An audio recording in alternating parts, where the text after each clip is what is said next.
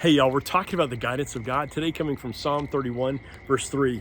Since you are my rock and my fortress, for the sake of your name, lead me and guide me. I love how David just throws out there. He's kind of throwing it on God. He goes, God, you're my rock and my fortress. And because of that, for your name's sake, lead me and guide me. Because I put my trust in you and declare to everybody else that I trust in you, lead me and guide me.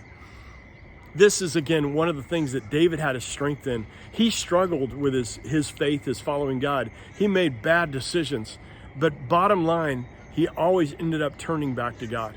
And for you and I wonder how many of us, maybe we've navigated the circumstance or situation where we have turned away.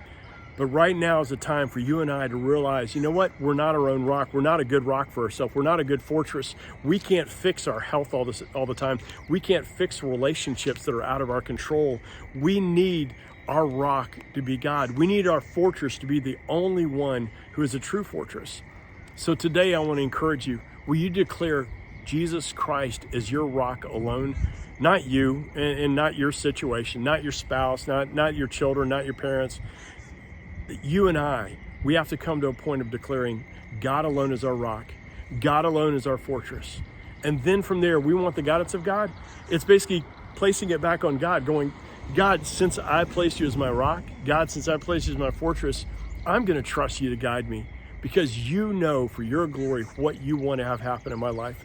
When we step back and say, God, again, this is all about your glory, and in the bottom line, it's not about me, then God, we're going to see the guidance of God in our life. We're going to discover the path he wants us to take.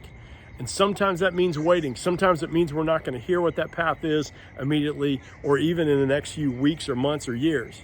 But ultimately, God's going to show us exactly what we need to be doing. So I want to encourage you, though, to take a step back today as David did and declare God as your rock and as your fortress, knowing that you can trust him no matter what you're walking through. So honored you spend time with me, as always. Have an amazing day, and let's live reckless for the one who loves us most, Jesus. Bye, y'all.